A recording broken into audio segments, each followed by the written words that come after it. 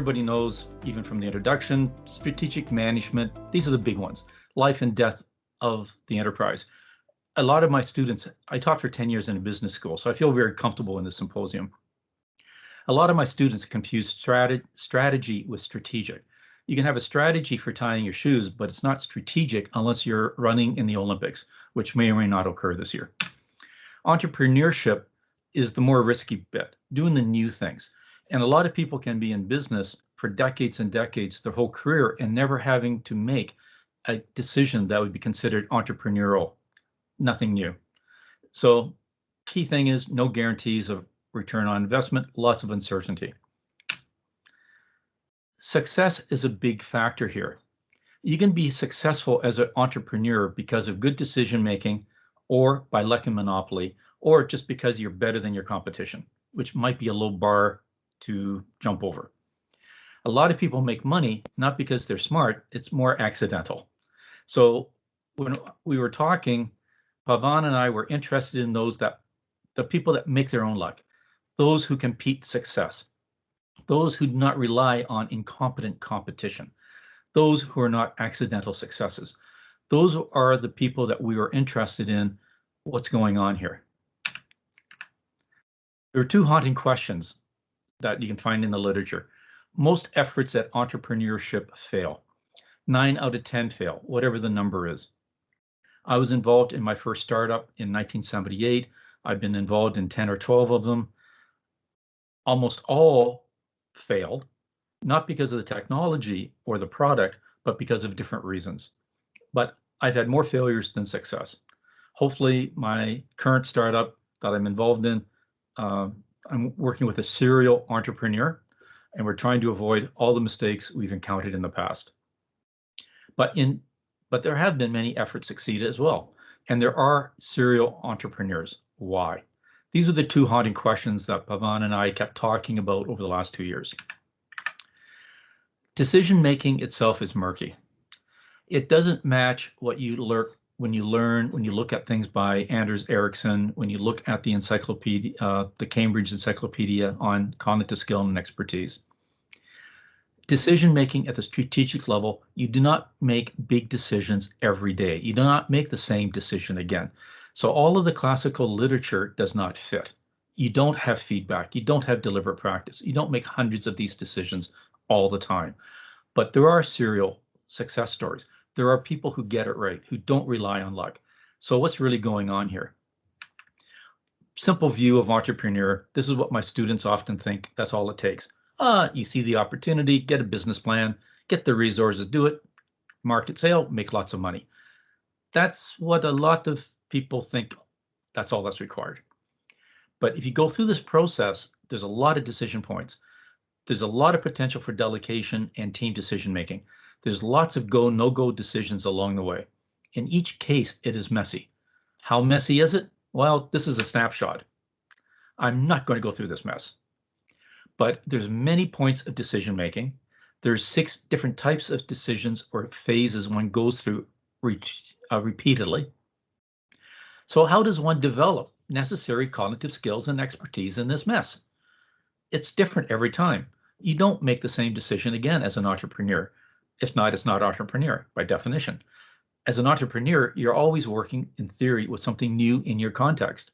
So this is a mess. I'm not going to go through it in detail. If you want to hear more about it, we can do a private chat sometime. But the answer is you can develop expertise and you can't. You cannot do it in the classical way. It just is not feasible. You don't get enough practice. You don't get the feedback. Cause and effect is difficult at best. However, Pavan and I speculate that 2 experts who make multiple consistent entrepreneur decisions over decades make them using meta decision levels. It's not at the domain level, but at the risk and process level of analysis and decision making. So what is common? What can we look for? Everything is different, so there's nothing common here. One size does not fit all. One model will not fit all. The decisions, they all focus around the who, what, where, when, why, and how. Details not the same. Nothing common there either. Nothing under that cabbage. So at the meta level, though, you can look for patterns of similarity. using different qualities of decision making. There are fewer parts, actually. If you look for the patterns within the patterns, perhaps there is some commonality. And that is at the cognitive psychology science level that Pavan and I are probing along with some students. So basically, what might they develop expertise? What are these patterns? So there's a few. There's 7 that we've identified. We believe people develop the knowledge about implications of something unknown. What does it mean to deal with something that's an innovation generically? There are commonalities about innovations, about the risks, and there's various taxonomies one can use for that. There's different skills for how do you deal with uncertain demand. If you're doing an entrepreneurial effort in terms of a new product, new service, new concept, the demand is very uncertain. People don't know they need it yet. They may not know they want it yet. There's all kinds of issues, but a serial entrepreneur must understand how to deal with uncertain demand. They need to know how to control risk. They must be self-aware, in control. The idea of going where no person has gone before, you're going out of your comfort zones. You can't go too far, you fail. If you don't go far enough, you don't succeed either. So understanding how to do the controlled risks is very important.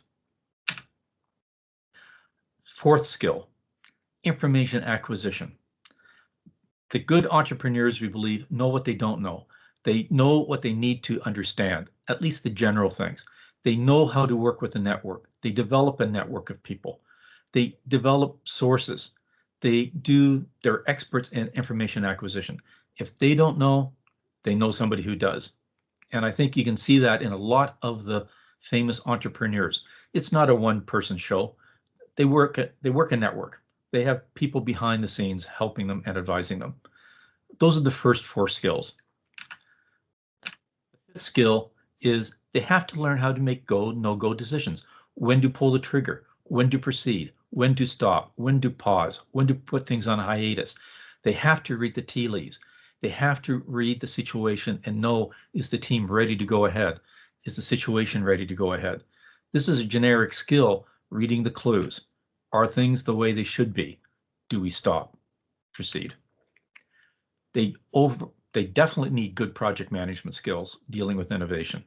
Between 2014 and 2019, I did a 4 or 5 year project with the provincial government here in Ontario, looking at project management skills for innovation, how to improve the odds in the broader public sector.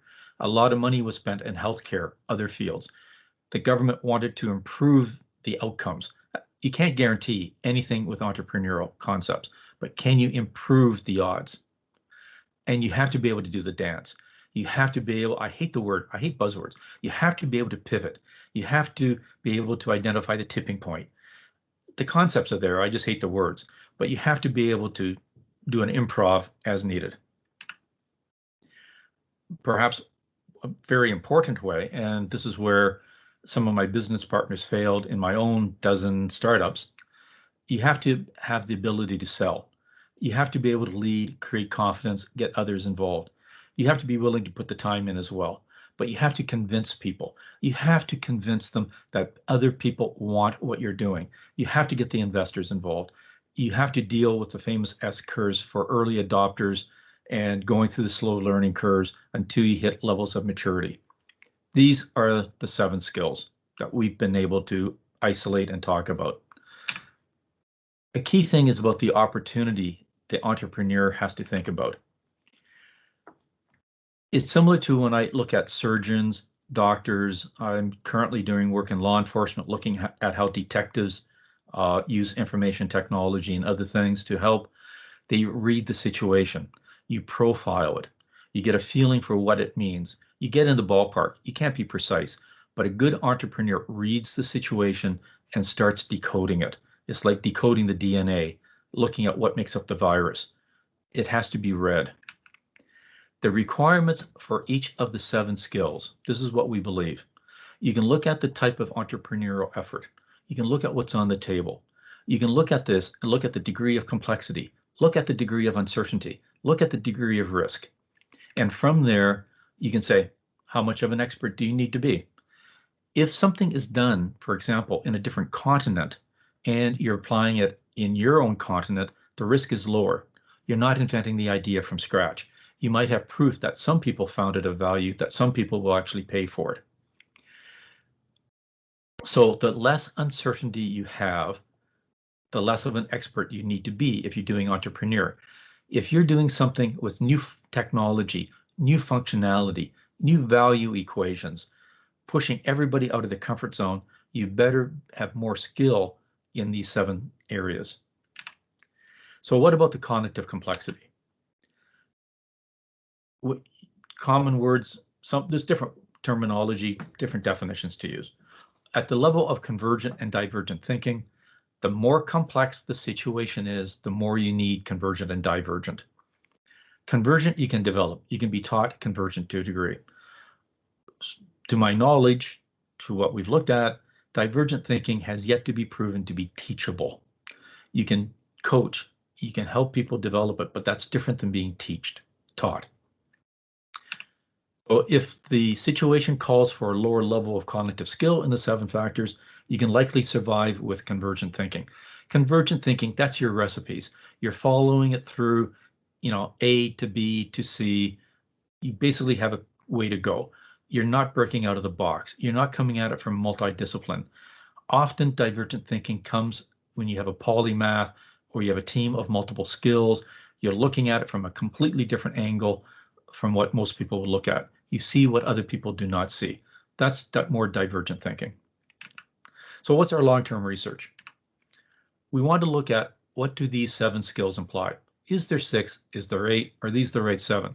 How do they develop? Can they be taught? Can they be measured? And how do you get into the divergent problem-solving skills? How can we, where we started 2 years ago was, how can we take senior executives and make them better entrepreneurs? How can we teach them divergent problem-solving skills? How can we encourage the development of those skills? That's where we started 2 years ago. And I think that's still where Pavan and I are. How can we help entrepreneurs and C-level people develop this stuff? So you need to identify the skills needed in a specific situation. Again, long-term goal. How can you read a situation and say, to pull this off, this is the team, this is how we move forward. Short-term research. This is where we are at this year. Can we create a framework for these 7 skills? Can we develop an assessment? Can we actually identify these? Can we look at the level of skill in an individual or team? Can we isolate or identify the framework and relationships in the wild? In these types of decisions, it's hard to do in a clinical setting. You cannot bring an entrepreneur or a CEO, C-level into a lab and test them on, here's a mini case, here's a simple description. What we're looking for is, how do they use their context? How do they use the cultural, before they actually start talking to other people, they might have spent 6 months thinking about the idea. So we want to get the long-term concepts, what we call the wild. Yeah, if I could just chime in here as well. I mean, I think one of the important things I just wanted to delineate out is our focus of our research is not about describing the personality traits of entrepreneurship. I think there is a fairly significant body of literature there. It's also not about all of the aspects of entrepreneurship. Our interest in our research is specifically to say, is there some form of expertise, particularly the cognitive processing, some kind of meta skills that we can identify in people who do it multiple times beyond just luck. So I think the starting point of this discussion is, people have read Mabussen's skill and luck type of stuff, and so we're trying to focus on the starting point of the repeatable skill. So I think many of the components, such as you said, there are many of these other components, but we're really trying to focus on the skill and expertise part of the puzzle. And so in that sense, we probably have more in common with subjects who are not necessarily entrepreneurs as well, but who are repeated complex problem solvers. but not of the chess grandmaster variety, but more of the wicked problem solver variety. So. Thank you. Yeah, thank you. Okay, I have one small question on this. So with regards to the idea of developing a framework, have you kind of explored the idea of finding synergies between the work you do and the chaos theory itself? Because fundamentally, both the premises of your research and the chaos theory are the same. There is a lot of randomness, complexity available, and there are patterns available in when we talk about the chaos theory, and then an entrepreneur with his expertise will be able to draw patterns out of those complex systems. So is there any way there can be any synergy between chaos theory and what you do? In my humble opinion, no. It's because it's just so much on the individual. Chaos theory still relies on patterns and a lot of similarities and data, stuff. The entrepreneur is just more one-off. It's really hard to apply math in this case. I've looked at chaos theory since it was first proposed. I'm old enough, right? I go back a long ways. So I've looked at all the stuff, fuzzy logic. I used to teach AI, neural stuff, all these kinds of ways of trying to do the stuff. It's more about the behavioral modeling. It's what the people know. It actually looks more like chaos, but it isn't. The good ones. They understand, like, I'll just use some simple examples in a different context. But when you say, look at a planner and scheduler, when they come to the factory at 5 in the morning, right? They're reading the tea leaves. That truck should not be there. Oh, the truck I was expecting there is not there, right? They listen to the weather report. They see things other people do not see. They see things in the data other people do not see. So it's not really chaos. In their head, it's very well controlled.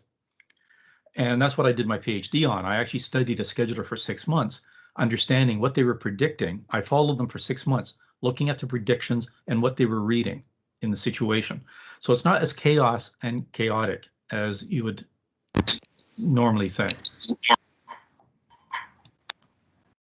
Yeah, I fully agree. I think we have to be clear when we're talking about complexity theory or pure turbulence. And in complexity theory, you can actually see complex patterns by observing, and it's not just complete chaos. There's actually patterns, and so we are certainly as part of this. So let's call this actually as a tagline, an alternative definition of cognitive expertise.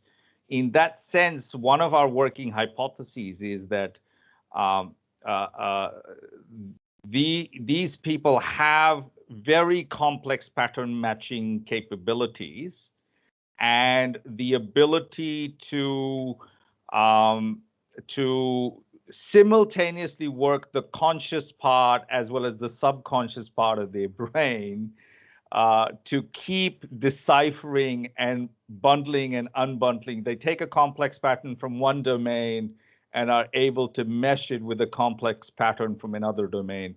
So they're able to take the business model innovation from one domain, for example, and adapt that to a market uncertainty and a technological innovation from another domain, type of thing. So that's what we're looking at, as opposed to complete randomness, and so yes, so that's one of our challenges, is how do you find subjects? Obviously, as Ken said, one is in the wild who are willing to have these, and then the other is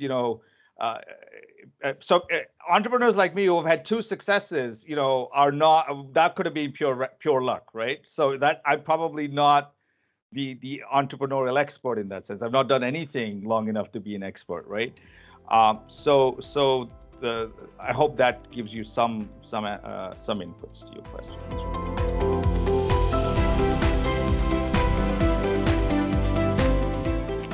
This is actually a piece of work in progress. The very brief background to it is that I spent a couple of years working at Berkeley in the 90s, and so I was, worked in Silicon Valley in the 90s, and a lot of the people I worked with at Berkeley have now moved on, and some of them moved to Stanford. So I've had a very long relationship with Stanford. And one of my colleagues there is actually an Australian who's been there for about 30 years, a guy called George Foster. And we've just been looking at some, if you like, some phenomenon in the world of entrepreneurship. We sort of think it's quite interesting in the same way that Pavan and Ken have been looking at sort of individual decision making. We've sort of been looking at what are the characteristics of successful entrepreneurial organisations. It's not as cut and dry as that, but what I'm going to do is I'm going to take you through the background to why we thought this would be an interesting research question, and then tell you what we're going to do with it. So you'll all recognise Mark Zuckerberg and this famous quote from Mark Zuckerberg, "Move fast and break things." And that's how most of us typically think about entrepreneurs. Fast moving, disruptive, break all the rules, unhindered by bureaucracy, very flat organisational structure. And we generally think about entrepreneurs as being like Mark Zuckerberg, young, t-shirts, jeans, etc., etc. Interesting enough, so Mark Zuckerberg's been saying that ever since he became famous in the early 2000s. And more recently, and you'll see by the background, this is at the same conference, he's come up with this term, which is move fast but with stable infra. And what he means is stable infrastructure. And so he's moved from a position which just says your job is to show lots of energy, lots of enthusiasm, and lots of speed to you now actually need to build the organisation as you go. Now, that is sort of counter the way in which we've always thought about entrepreneurship. And part of the reason why I've called this sort of back to the future is it actually reveals that there are things about entrepreneurship that are very relevant to the way in which business, things like strategy, HR, marketing have traditionally been taught that now need to be enveloped in the world of entrepreneurship. So I also, for a range of reasons, have a very strong interest in venture capital, and I do some work with a group of venture capital firms. So I always think the lens of venture capital is quite interesting because it's objective. Entrepreneurs can fall in love with their ideas. We're talking about entrepreneurs who can sell things, who can create a vision, who can be friendly and empathetic, and so on. But venture capital tends to put a lot of those things aside and say, can this actually be a successful business that will take my investment from today and turn it into something much bigger in the future? And so it has this sort of lens of objectivity. And one of the interesting things about venture capital is, as I'm sure many of you know, there's this age-old discussion in venture capital. Do you back the team or do you back the idea and the market? And I do a lot of work with, I guess, early stage investors, angel investors and seed investors. And a couple of years ago, there's a really interesting piece of research published by a collection of professors from Chicago School of Business, which is probably the best finance business school in the world, Harvard and Stanford, and one of their former PhD students. And I've got it quoted down the bottom. So just to very briefly talk about the research, they actually got 880 respondents from 600 venture capital firms, and it's a lot of insight in the way in which venture capital firms make decisions. But the bit I wanted to talk about today was this age-old question. If you think about, will a new venture be successful, do you back the jockey, that is the team, or do you back the horse, the idea, the market, the industry, the business model, or in some cases fit? Does this idea, does this organisation fit with what we want to do? So the people side of business of venture capital has always been quite interesting. And so I guess I'm sort of interested in what's the profile of successful people in successful new ventures. I don't mean, and a bit like Ken and Pavan, I don't mean profile from a personality perspective. I'm actually more interested in their skills. What skills do they need? And the reason I put this casebook up on the side, Josh Lerner is one of these sort of great global academic figures in venture capital, and he still uses this horse and jockey comparison. A couple of years ago, I was lucky enough to meet the founders of Techstars, one of the famous accelerators, along with Y Combinator. And someone in the group, we just had dinner together, and someone said, "So, who do you invest in? What are the things that you invest in that determine your investment?" They said, "People, people, and people." Then the market, the industry, Do we think it's going to be interesting? So do we think it's going to be a fun thing to invest in? And what's the product idea? So they emphasize the importance of people. Mark Suster, I don't follow many people on Twitter or Facebook or Medium blogs, but I follow Mark. I'm quite interested in SaaS platforms, and he's a very successful investor. And this is a guy who invests in technology, saying that about 70% of his investment decision is based on the team. So we're seeing early stage investors saying the single most important thing for me as an investor is the team. And to go back to the point that Ken made earlier, which is most new ventures fail, and the failure rate of venture capital, and I agree with Ken, it sort of depends on who you ask, but something like 50% of all venture capital investment is a complete write-off, like they get nothing back. And if you want to look at the returns of venture capital globally, I think it's interesting that the mean return is much higher than the modal return. The modal return is close to zero. So that tells us something. All these early stage investors are investing in people, but they keep on investing in people who aren't going to be successful. And so there's this disconnect between what we want to invest in and the sort of people we do invest in. Now, there's, I think it's been attributed to a lot of people, but there was a famous American baseball coach called Yogi Berra who was famous for saying, predictions are hard, especially about the future. And so we're talking about people who are very early stage investors trying to predict whether this will be the management team, the idea, and the business that will make us money in the future. And so the history of investing in teams is a very poor one, really, going back over 30 years. And as you can see, within high potential startups, 65% of failures were due to people problems within the startup team. The Kaplan, who's still writing today, wrote almost 20 years ago, the primary internal risk faced by high potential startups were management problems. So this is sort of quite interesting, this idea that the biggest risk to a successful venture is actually the people who start it. And that then sort of raises questions, well, what are the things that they don't do? And if people often ask me, what book should I read about being a successful founder? And the one that I always recommend is this one, The Founder's Dilemma. So Noam Wasserman was for a few years a professor at Harvard, and he sort of built his career around looking at founders. And so it was the first edition of this book was released in 2005. It was 10 years of research, looking at the challenges of being a founder, the specific challenges of co-founders, and the implications of those for investors. And the original number was 449 in his first book in 2005. He's continued with his research. He's no longer at Harvard. He's moved elsewhere. But he's now looked at over 6,000 startups, and the results have barely changed in that 15 years. So that in itself is interesting. So in 2005, he wrote this book. These are the things that are going wrong with founders. I'm not sure if enough people haven't read his book or his articles or haven't learned the lessons that were in that book, but the failure rate hasn't changed.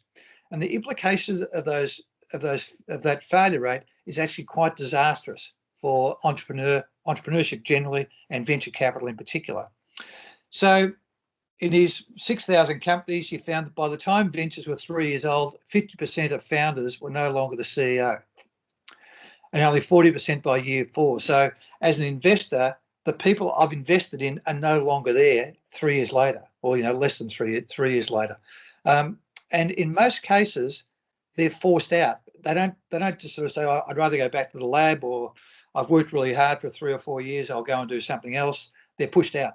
And they're pushed out by the same people who invested in them. So you sort of think about the disruption, you think about the organisational memory, you think about the people who have joined the new venture because they've been drawn by the vision of the founder, and suddenly the founder's no longer there. And quite often, the point of tension can be between co-founders, which I won't go into today.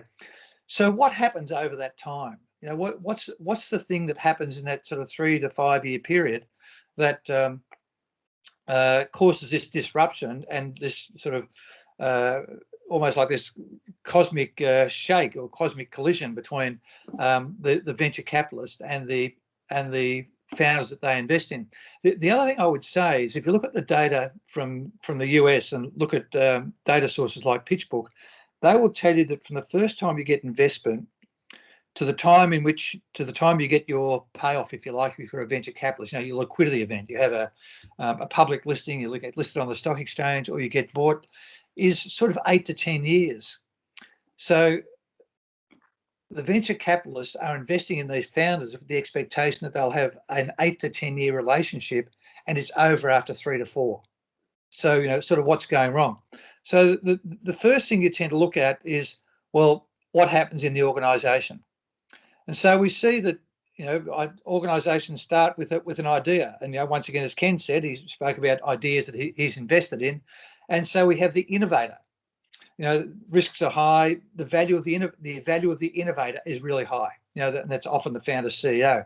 But over time, we go from being an innovative, high-risk firm to being a much lower-risk firm, because we've built our distribution channels, we've built our networks, we've got our production organised, we've found venture capital or other forms of investment. We may have revenue coming in. We've got more people joining with specialised skills.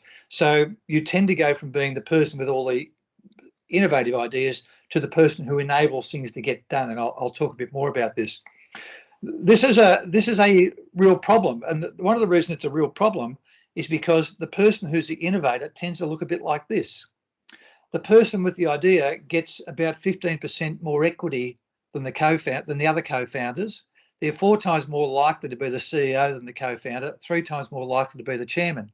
So if you go back to this slide, that person is likely to have most equity and have the biggest title and run the company. And we're saying that as they move down this curve here, they actually become surplus to requirements because the idea has taken off. We no longer need the innovative idea. We actually need something else. We need systems and processes to be built. So we've got someone with a big chunk of shares in the company, and we've got, I guess, an acrimonious relationship with that person. So, that's a big problem. That was the first thing we looked at. Then the second thing we looked at, that this is an interesting bit of research. If you were to sort of look at awards for successful entrepreneurs, they tend to go to people. So TechCrunch, the big US magazine website that supports entrepreneurship and talks a lot about entrepreneurship. Everyone who wins their prizes tends to be in their late 20s. Entrepreneur of the Year, Ernst & Young Entrepreneur of the Year tends to be someone in their late 20s. Vinod Khosla, who's from India originally, who's one of those towering figures of Silicon Valley, billionaire many times over, very successful venture capitalist, says he would never invest in anyone over 40. He basically thinks your brain turns to mush when it comes in terms of innovative ideas, which can be a bit of a shock for those of us who are well past 40. So we always tend to think about entrepreneurship as being a young person's game. But a couple of years ago, the National Bureau of Economic Research, all these people down here, Uzlay, Ben Jones, Daniel Kim, and Javier Miranda, are actually all economists at MIT. And they did this piece of research. They literally started off with over 2 million startups over a period of 5 years. And this is what the profile was of successful founders. And this is the age at which they started their successful companies. And so they looked at the average age of people who founded the highest growth startups. So their definition of highest growth is you had to be in the top 1% of growth rate. And you'll see that the people who were the most successful, who developed the highest growth businesses, were people over the age of 40. They then said, well, maybe we're just looking at a sort of normal distribution curve. This is data taken right across America. Let's look specifically at Silicon Valley. Let's look specifically at high tech in Silicon Valley. And they found the average age at the time someone founded their firm was 43. It was in biotechnology, it was 47. So this is completely counter to the way in which we've traditionally thought about entrepreneurs as being young people and doing, having this sort of energy and vitality and the sort of tidal wave of new ideas that young people have. And so this is one quote from Daniel Kim, who's one of the authors, and he said, we know that with age a lot of benefits accumulate. And once again, Ken mentioned before about things like the network effect and getting access to a network. And so what it came down to is they said that as you age, you tend to have more human capital, that is skill. You either have it yourself or you have access to people who do have it. You get more financial resources. You may not need venture capital. You might be able to max out your credit cards or take a loan from the bank or have savings or have friends who'll invest in your business.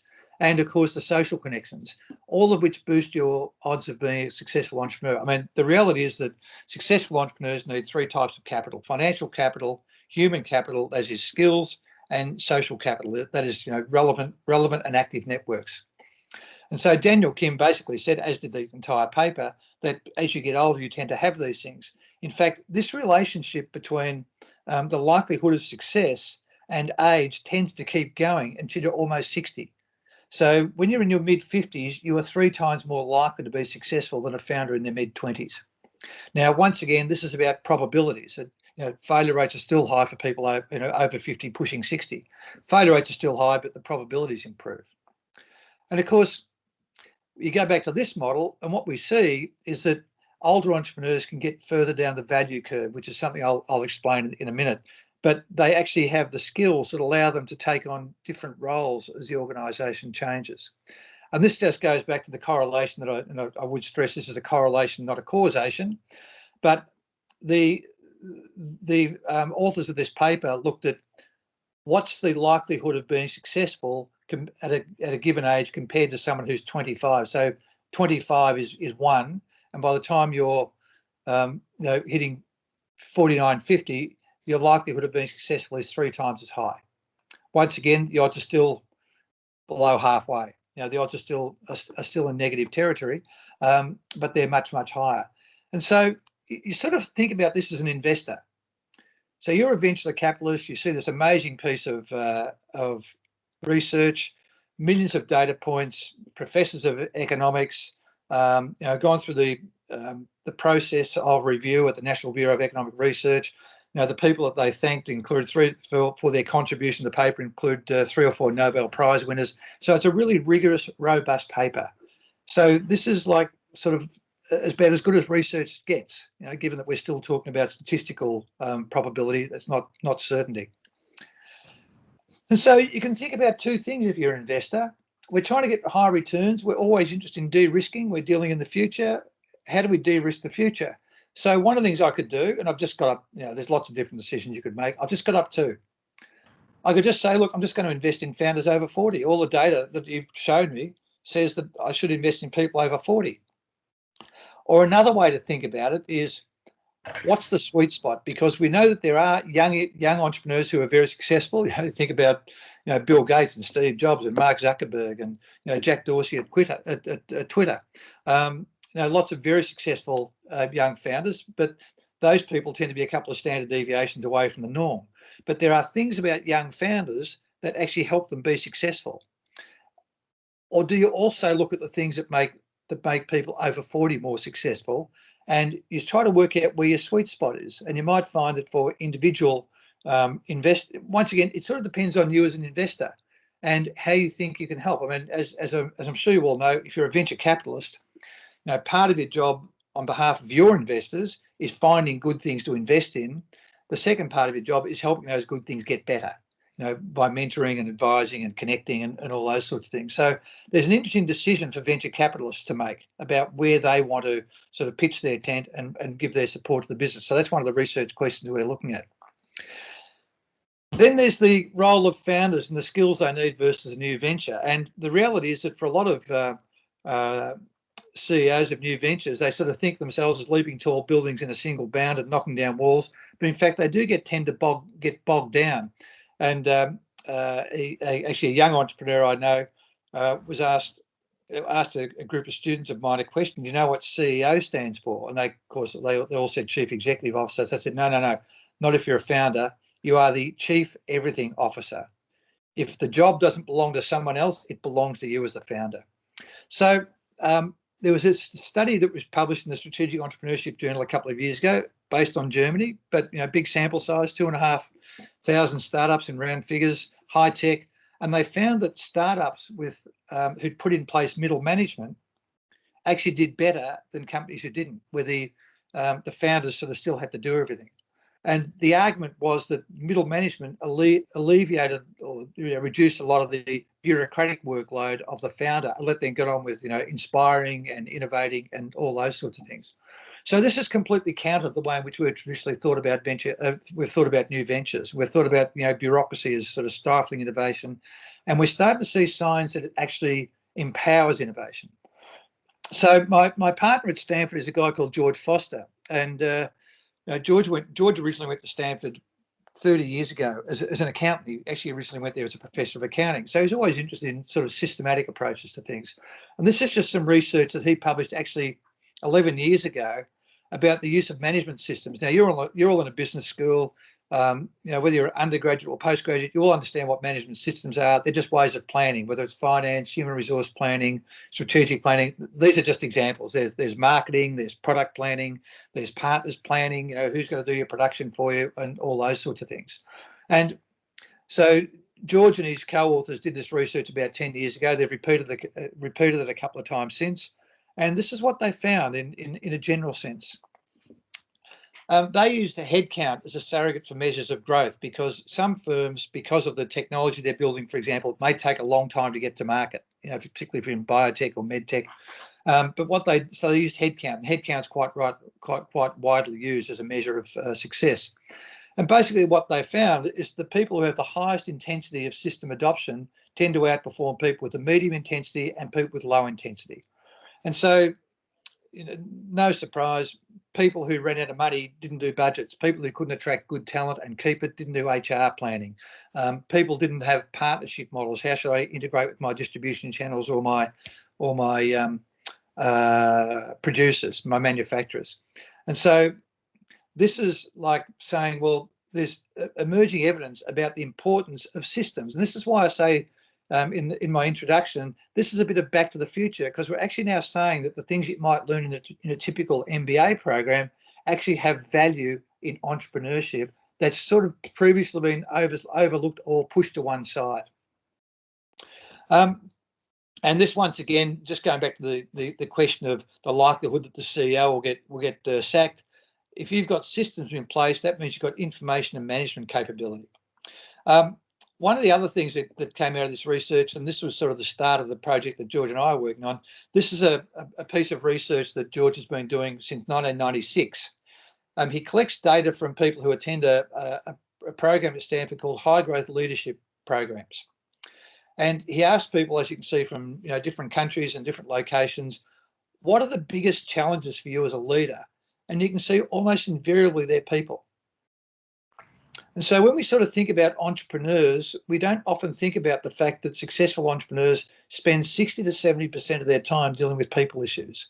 We tend to think of them about as being innovative and creative, as opposed to trying to put in place structures and processes to manage people more effectively.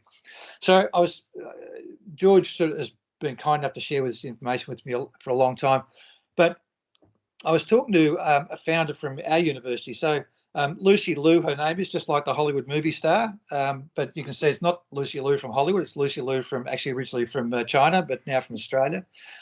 Lucy was the co-founder of a company called Airwallex, and Airwallex does international money transfers. Banks make a lot of money. If any of you have ever transferred money, make a lot of money out of doing international transfers. Lucy and her team of co-founders, so she's got a commerce background, a finance background. Two of the others have finance backgrounds, and two of them have IT backgrounds. They all met at uni. And so their company, if I've done my conversion rate to Indian rupees correctly, it's about 3.4 billion Australian dollars. That's it. They grew to that in 6 years. But she talks about the fact that when they first started, and this is a story most entrepreneurs can relate to. When we first started, we sat around a desk together, like a big table together. We went to lunch together. We went to each other's birthday parties. We went out for drinks together. We went to christenings together. We went to church together. We got things done by talking to each other. Now, all of a sudden, we've got 600 employees in 7 countries, and I've had to put in place an HR director, an HR department. And so not only can't we get things done by talking to each other, the people I used to talk to every day don't get to talk to me every day, and they feel it. They feel like I'm ignoring them. They feel like I don't care about them. And I care about them a lot. I just don't have the time to show them that anymore. So this issue of how do you put in place processes and structure without alienating people, without making the organisation overly bureaucratic, and so somewhere between having a completely bureaucratic organisation and a completely non-bureaucratic organisation on that continuum is a sort of sweet spot. And so our research is trying to work out where that sweet spot is. And so, you know, growth's transformative. I think many of you would know that for most companies, most new ventures fail to grow. They don't fail to start. They fail at the sort of 3 to 5 year range. So we think about what's the role of founders? Does it change over time? How should it change over time? The issue I just raised about the formal organisational structures, and also this question of how do we formalise things and put appropriate structures in place, but still make work meaningful, still have people buy into the vision of what we started originally, still have people feel like they're connected to the values of the founder and the vision that they bought into. So we think it's an interesting piece of research. That's sort of the background to it. Just very, very quick. I know I've gone over time, but I'll be very quick. I think it raises some managerial questions. If I was a venture capitalist, I'm sorry. So I'll just very, very quickly. If I was putting on my venture capital cap, this is what I'd say. We know there's a lot of disruptive events that have a high probability of taking place in the future as your venture grows. What have you done today to de-risk these future events? So we know that there'll be people who become disoriented. We'll know that there'll be founders who don't have the skills to go, you know, to develop at the same rate as the company. We know that these things will happen. What can you do today that will actually, I guess, forecast and respond to those future issues?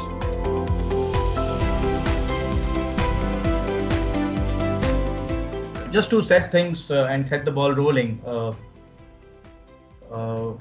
So, if you look at the scholarship that has happened in strategy as well as entrepreneurship, scholars have been critical on the growth of the field. So people have written about it that, you know, it has reduced itself to a kind of a master discourse. And what does this master discourse constitutes is that it has become a recognized profession with a well-established curriculum, tools, and actors that are aiming to secure performance. There's a cultural popularization of B schools that produces a set of MBA graduates, and then some of them goes and do startups. Then there are certain spaces, events, and formal practices which people have written about the importance of meetings and how strategy gets formulated and executed in these meetings, and the politics of these meetings, strategy workshops and away days. And also there is a whole machinery of strategy making today. You know, there are frameworks for strategic analysis, and this is a cycle, right? So you have B school academics understanding the multiple contexts, what practitioners are doing, writing papers, writing theories, writing cases, and then taking them to their classrooms. And then you have these MBA graduates going out and then implementing those frameworks, using those frameworks in practice. And in doing so, there are these multiple things, and people have written about it, the PowerPoint crafting, people have reflected upon them, matrix analysis, these oversimplification of the world in these 2x2 matrices, and also business model canvas. But among all this, there are certain spaces and practices that are not yet beholden to this master discourse. Right? They are right, and what is left out of this master discourse, which have not been covered in our curricula, in our discourse, and also this is not from our side, but from the perspective of the context itself, that they have not gone to B schools, are these century-old practices that continue to secure stability and advantage for the indigenous business communities, especially in a country like India. And despite remaining alien to these strategy frameworks that are being taught at B schools and deployed by entrepreneurs, they are performing for almost 5 centuries. So the question is, are they acquiring and doing? This is a broad question. This was a question that I asked in my dissertation. Are they acquiring and doing something else, which is of a different kind of daily practices, maybe not more beholden to business school system and its strategic tools, but to the community itself with its indigenous symbols and system of meanings. So my dissertation, particularly, I defended last year, so still early in my journey, research journey. So dissertation explored indigenous practices, tools, and frameworks that business communities draw from and that remain outside the master discourse of strategy and entrepreneurship. Dissertation constituted multiple essays, but today I discuss one of my essays that is under review at Organization, the Critical Journal of Organization Theory and Society, which is about the governance mechanism of a particular business community in India. We'll discuss that. So this is about their governance of their capital and what are their governance mechanisms, given that they are not afforded with the mainstream corporate governance mechanisms. So to explain and to to tell you what is the context that we are talking about, where did we do our study? So what you see on the slide are 4 pictures, right? So Manzoor, I hope that the slides are visible, right, clearly. Yeah. So am I audible, Manzoor?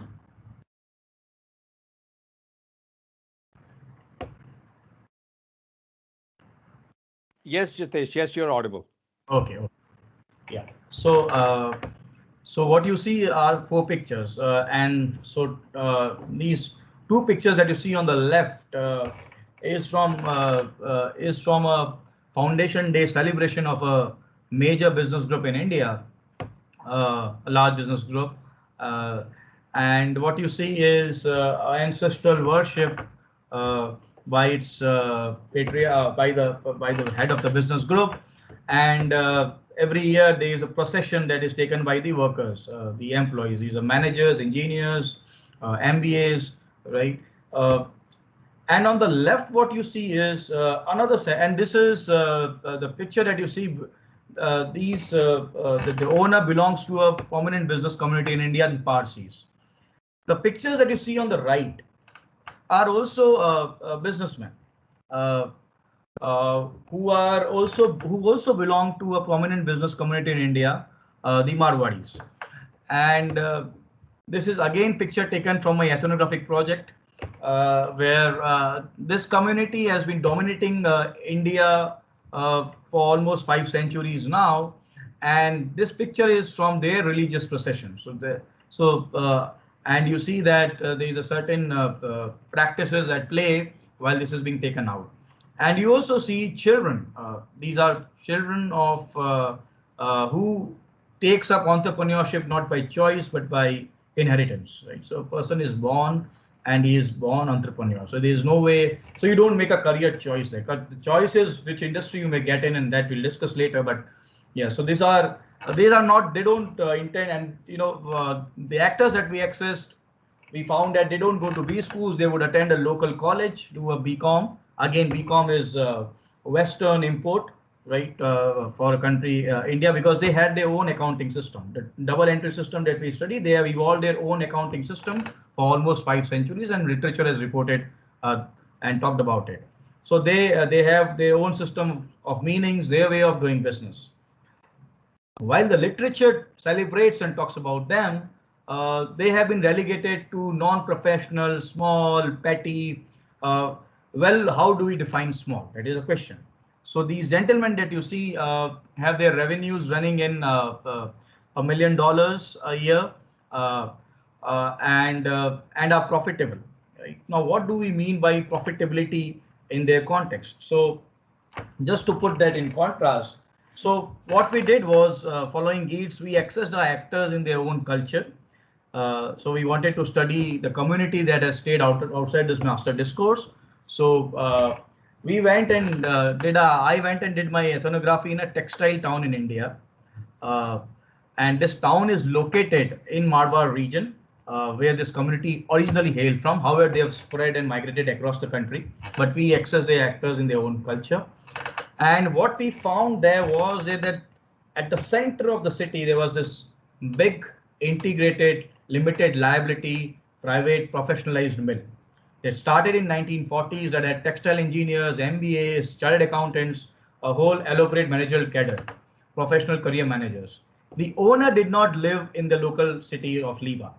He lived in Calcutta, which is a prominent town in India, and was managing the way Western import and Western way of managing is, which is you have elaborate managerial cadre handling the mill locally. They have been in losses for more than 10 years, and it is an integrated mill with captive power and effluent treatment plants.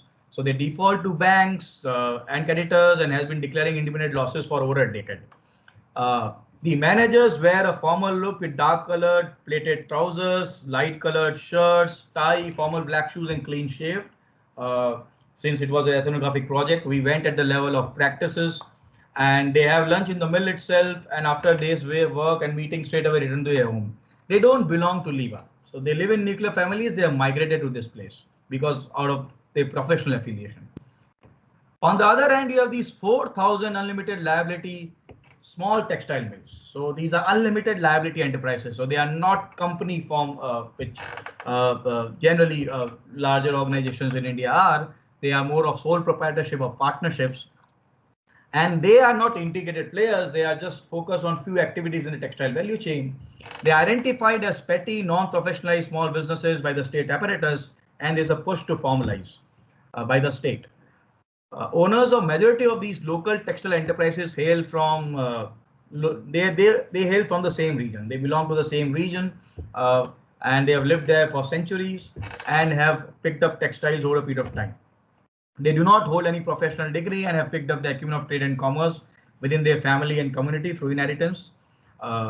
They wear dark-colored printed shirts with contrasting non-plated trousers or jeans, fancy shoes and accessories, gold chain around the neck and bracelet on the wrist, have stubble, are deeply religious, have lunch at home, and do not spend whole day at workshops. So they keep roaming around, and we'll talk about that, and with evenings spent with businessmen friends, and are back home only late at night. So very contrasting way of how a managerial practice is and how local businessmen or local entrepreneurs are. In the case of a mill, survival and profitability seems disjointed. So you can survive by being non-profitable, by being in losses, because your losses get financed by the banks and of course the equity. In the world of Liva Bazaar, these 4,000 liability firms, what we found was that survival and profitability are co-equal and co-terminus. So there is no point in running a business that is in losses.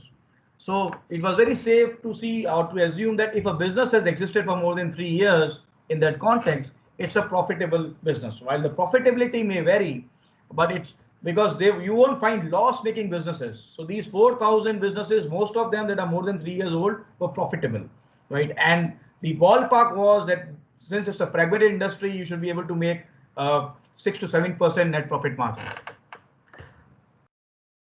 So what we do is our study is scoped on middle class capitalists. So we do not engage with this left world. Left, I mean the left of the slide. We engage with the right world, which has stayed outside this discourse, yet is known prominently as successful in business. They have been stigmatized in India because of their business success for a very long time. So we focused on that. And we found that even within Marwadis, there are people who have migrated to the Western logics, which is the case of this modern limited liability private mill or the large business groups in India which hail from this community.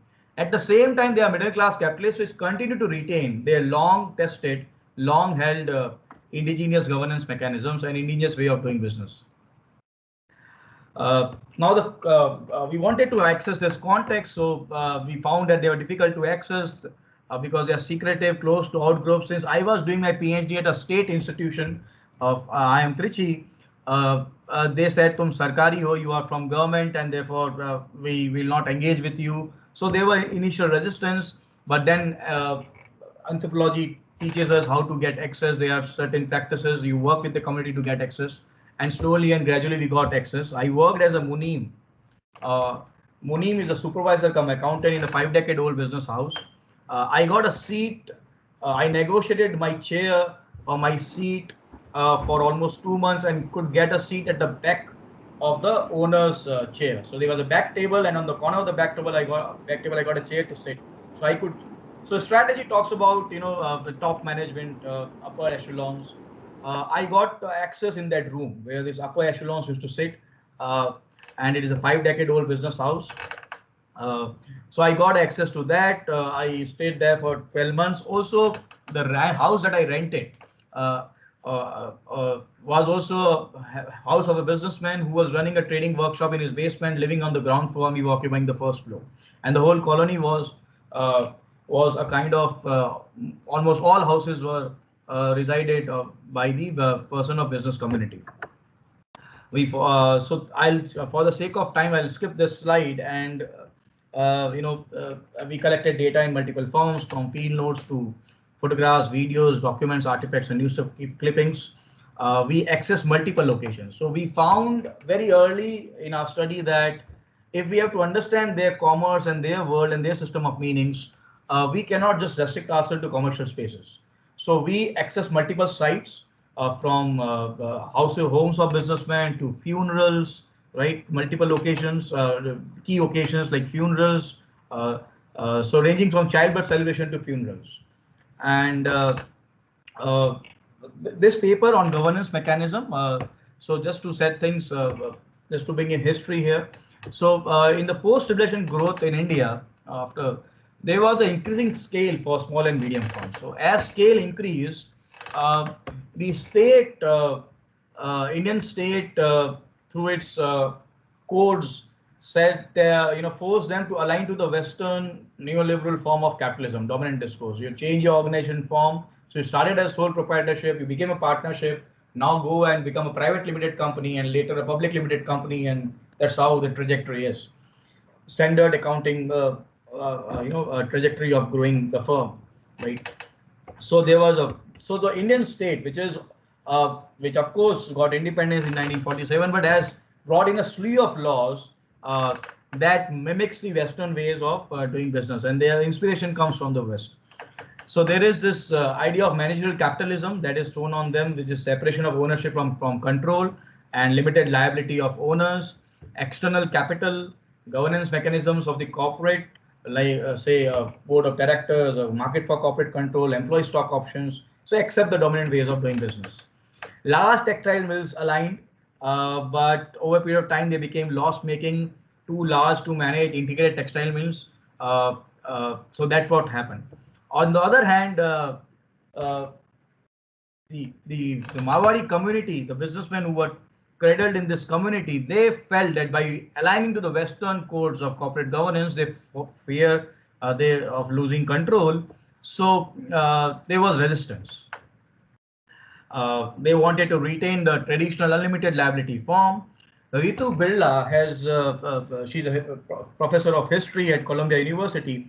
She has also done ethnography and tried to trace the laws that were implemented by British in India between 1880 to 1930. And there it was found that Marwadis in Calcutta burned their hands by buying shares of European companies.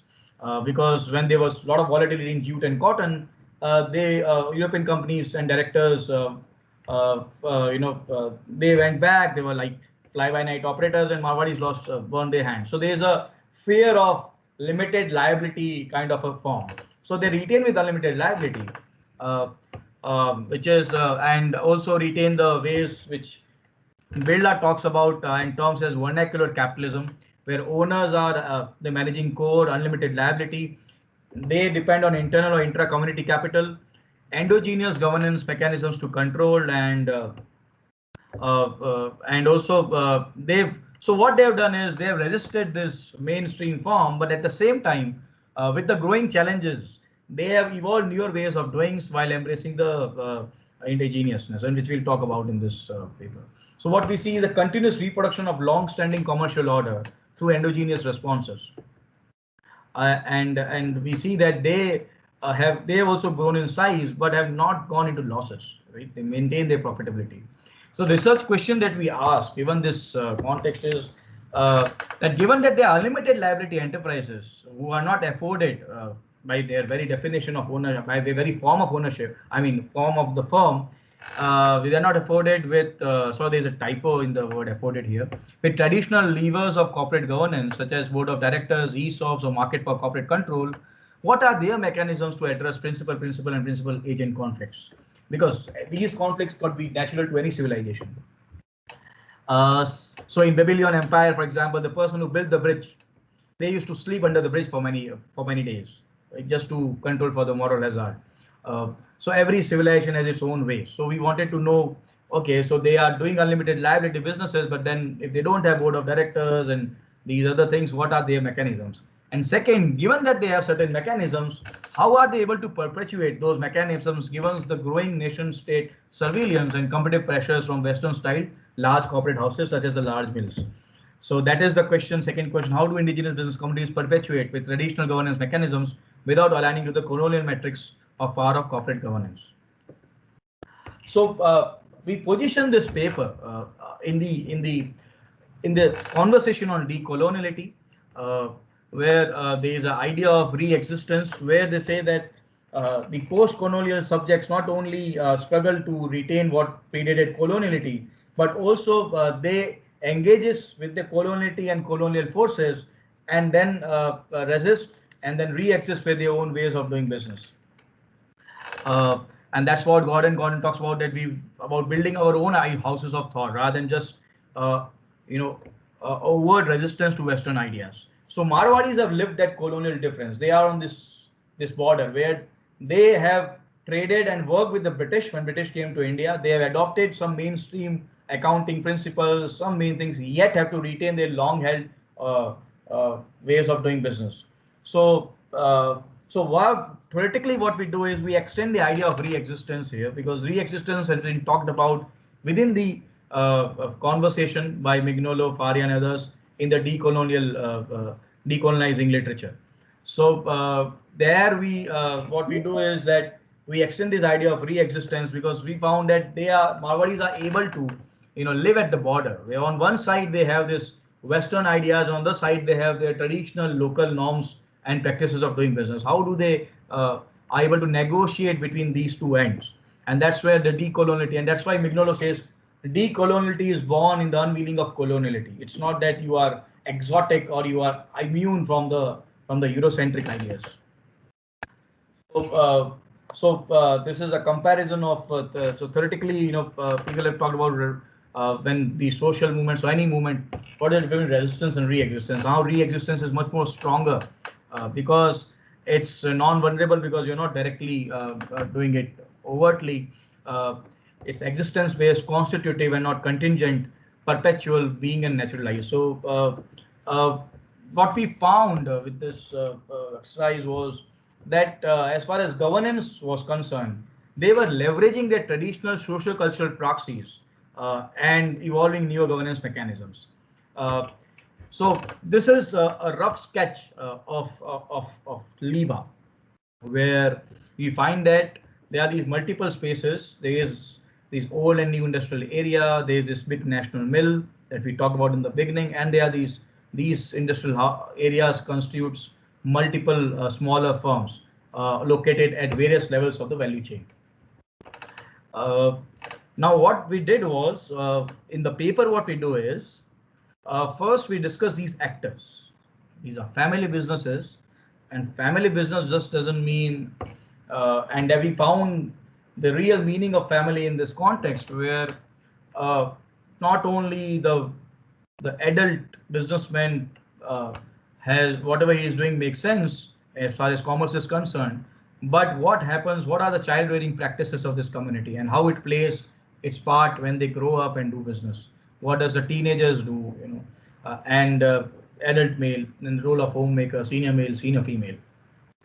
So what we do, and so what we did, we found that each of the actors were engaging in multiple activities at multiple spaces, and there are interlocks and intermesh created between the actors, location, and activity. So ethnography is about thick description. So this table could be very, we discuss at length in our paper, but just to make sense of this, what we found that there were intermeshes across different spheres. In business, there were certain formulations. For instance, to address principal conflict, they would invoke God as a third partner in their firm. So they will have God as, so say there are two partners in business, two principals. They have a deep-seated belief in one, and here God is not a unified entity. In India, it's DT. So they have a belief in a DT. So they make DT as a partner in the business. say 4% or 3%. Now, if I cheat a certain amount, the profitability of the firm goes down, the profit goes down, and I'm cheating my own God. It creates a moral control. But this cannot stand alone. It would, just this particular thing cannot stand alone and work alone as a share of God in firms. There has to be other things that could support this. First thing is to the very belief in God. Right? People who could say, when I presented this in our pilot, after the pilot said, this could be, people could be agnostic. We found that there are so the schooling in India has become Western. So what they have done is they have parallel schooling. In the evening, they have these dharma classes where they teach dharma, and you could see these pictures of these small kids attending a dharma class in the evening. So dharma is inculcated at a very early age, and what you see is this. You see age limit above 5 years. Admission open till 15th April. In 2018, I did my ethnography. So they will attend these classes where these values are being inculcated. But again, there could be another problem here. Another problem could be, I cheat say 10,000 bucks to that extent. Now God share is say 5%. So 500 rupees I go to temple and deposit voluntarily. So I am guilt free, and yet I could take away certain part of the profit from my partner. So what we found was that there are one is this inculcation that happens. Second is these formulations in the business. The third is the exhibition part. There are certain community driven, and this is driven by the monks of the community, certain rituals where money is donated every year, and these are like quarterly rituals. People gather, the businessmen of Liba gather here. Novio rich are born here, novio rich are discovered here. Since Bazaar does not, these are middle class capitalists, sole proprietorship, they don't have disclosure norms by the state. They are loosely regulated. So how do you know in a bazaar who is earning how much? Because he could be my supplier, my creditor. So here, when people donate, share of God is generally ranges between 3 to 5%. That's get triangulated with what kind of money you're donating. So I could know from your share of God how much you would have earned. If somebody shows off more, it is again, so after this event, that these events happen for many days in these offices where I used to get access and others, people discuss who donated how much, why did he donate so much? He had a loss last year. So novio rich are born, people who are in problem are also discovered here. So this is more of, so therefore what happens, they are codified seminal rituals where these earning disclosures are made and money is donated. So you see the name ingrained in a community kitchen. So they run a community kitchen. Every city in India almost has these community houses where businessmen, when they travel for dealings, they can stay at these places. Now name of donors are inscribed in community kitchen. So there is a way to donate this share to God. It is not just going and directly donating. There are certain codified seminal rituals which are intra-community, and they are so camouflaged that an outsider would feel that it's just a normal religious ritual. But actually what you see is that the share of God is being donated. What you earn in your business, certain share, when it is donated to God, there are certain rituals that are, so there's a bidding event that happens. There are multiple bids. So say there is a cow shelter, for that you have to donate. So then there will be multiple bidding rounds for multiple months. So there are chances and there are opportunities to win bids for multiple bids in a particular event. We also find that this inculcation of business acumen is also intermatched with the idea of joint family system. You get lower interest rates when you take credit if you live in a joint family system, because then it is assumed that the family will support in case of when the business is down, when the volatility is high. And also in the social sphere, these joint family system gets exhibited and estimated. So there is intermatch across spaces, across religious spaces, social spaces, and commercial spaces, that creates a kind of an interlock for anybody to deviate from the established norms and procedures.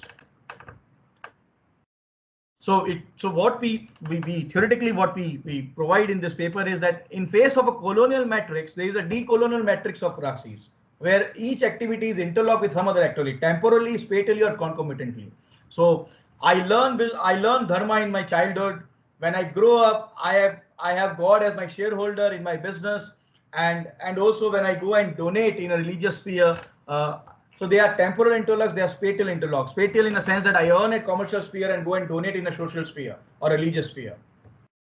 At the same time, what we found was that when state brings new laws, such as there was a new law of GST that came out, and after that, this is a excerpt from a person that after GST, we cannot afford to have a dedicated accountant whole day, or even if we have, there are problems. So I cannot do paperwork the whole day.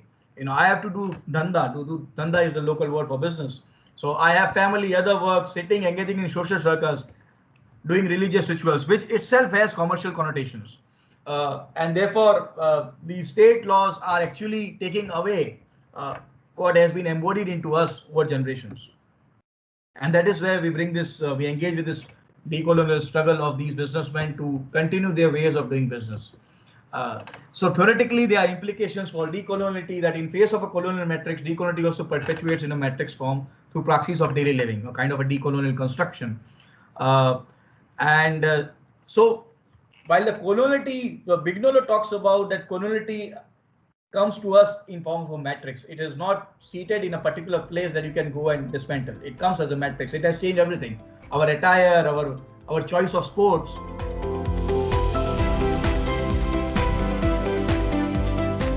How knowledge management leads to entrepreneurial. And during literature review, a gap came, how personality leads to the firm level entrepreneurship. And we buried two concepts, CEO humility and entrepreneurial.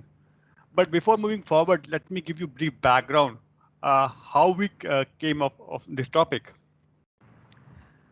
So we started with a question, how leaders affect the firm level entrepreneurial.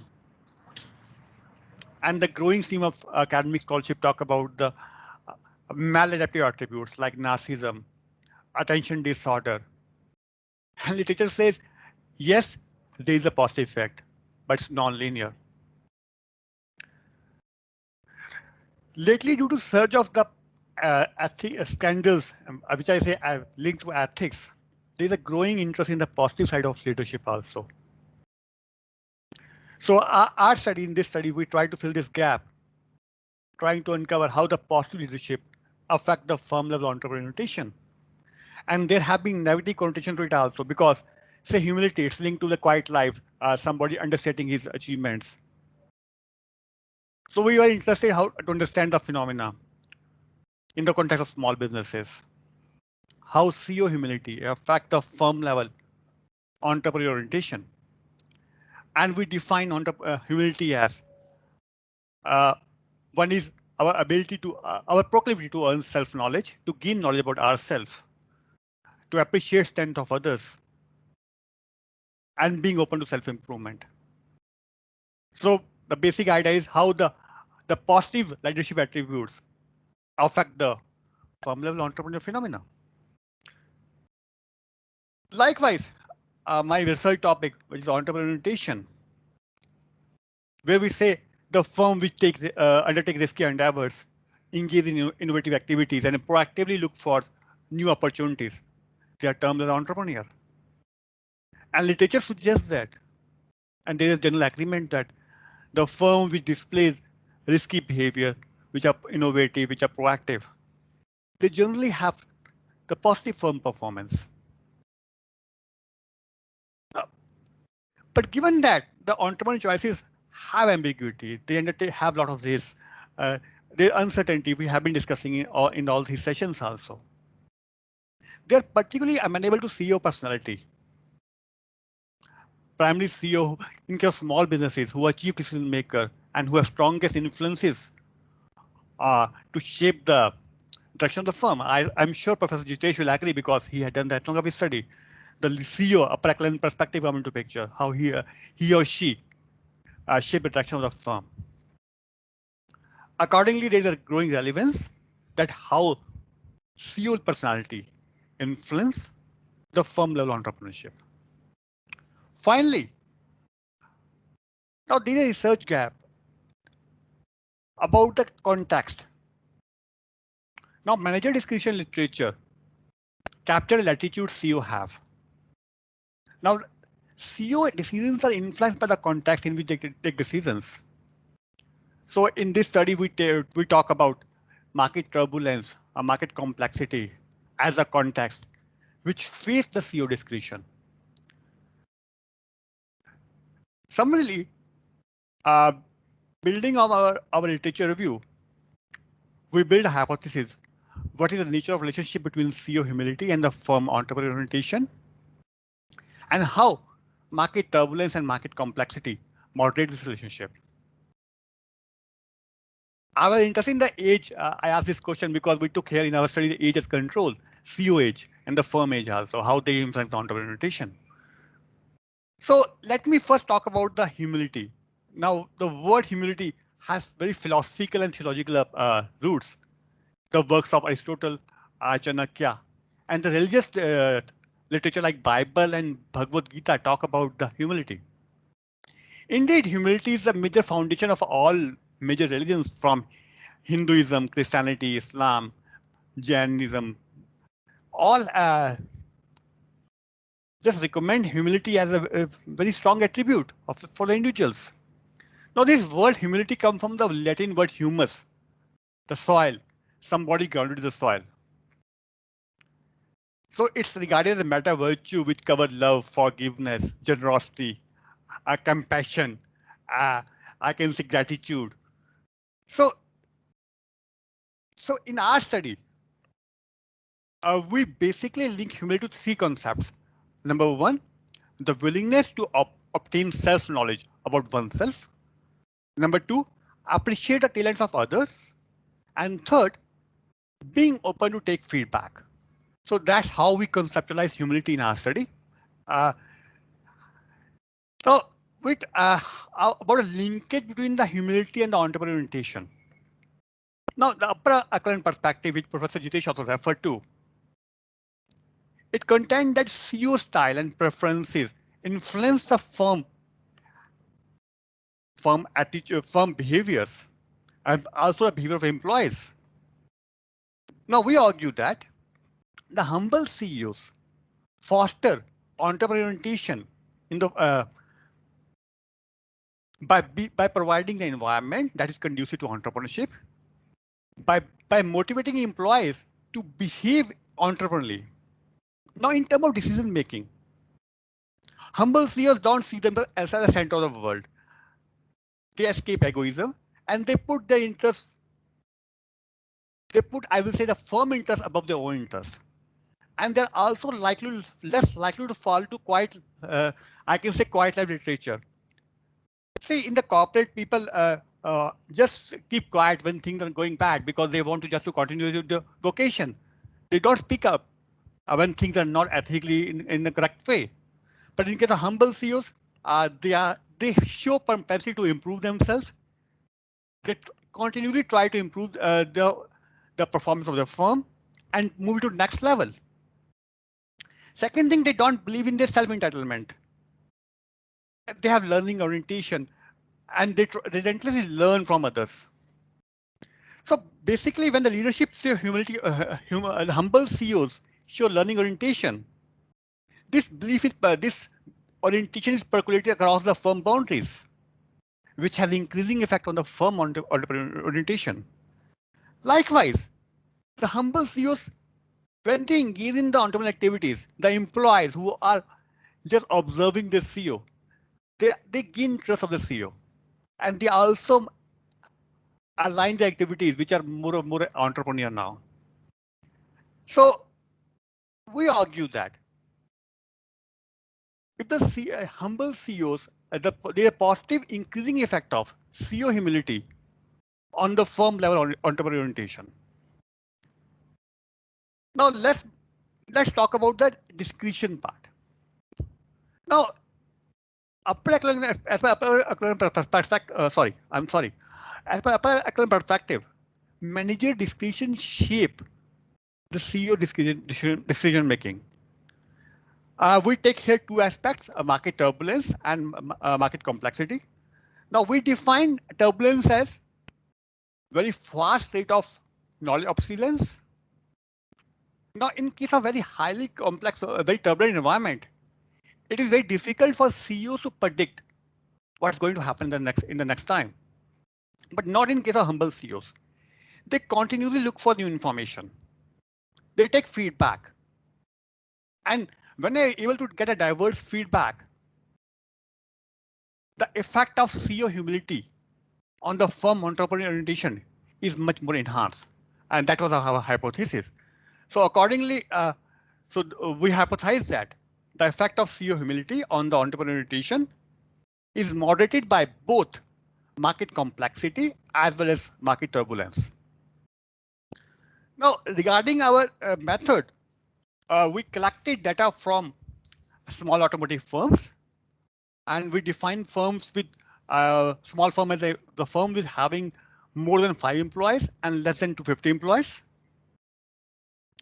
We use established skills to measure entrepreneurial orientation, basic 3 dimensions. One is risk-taking, proactiveness, and innovativeness. Likewise, we use established skills to measure the CEO humility, which is self-awareness, appreciation for others, and open to self-improvement. Now, this data we took from the general manager of the firm.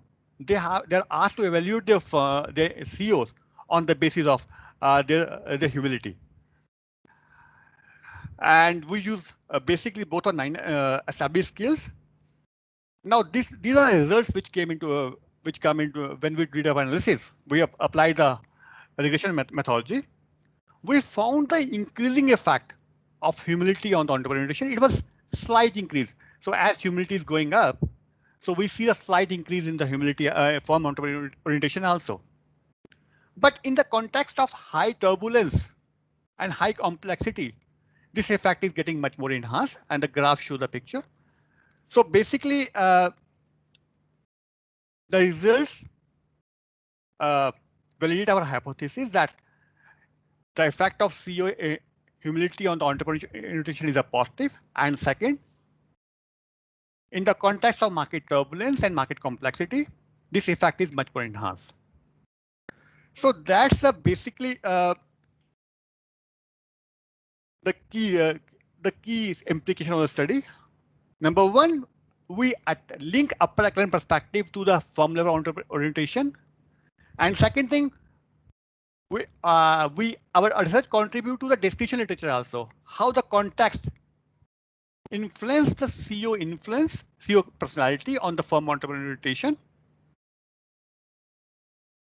So basically, the major limitation what we get from the field review, they talk about beyond turbulence and complexity.